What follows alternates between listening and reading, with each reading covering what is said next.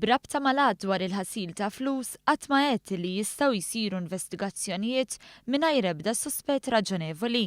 Din id-dikjarazzjoni għamilha il-Prim Imħallef Silvio Camilleri fittra lil Malta Today meta rrefera l-dikjarazzjoni li l-Avukat Ġenerali qal li m'għandux awtorità jinvestiga allegazzjonijiet dwar ħasil ta' flus. Fl-aħħar xhur inkiteb u ntqal li l-Prim Imħallef qal li l-awtoritajiet setgħu jibdew l-investigazzjoni mingħajr ebda suspett raġonevoli. Fi ftit kliem ingħatat l-impressjoni li l-Prim Imħallef kien qed imeri d-dikjarazzjoni tal-Avukat Ġenerali quddiem il-Kumitat Pana.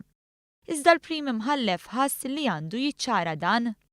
Please note that to the extent that the statement concerns applications by the Attorney General for investigation orders under the Prevention of Money Laundering Act, I never said that such applications can be applied for without reasonable suspicion.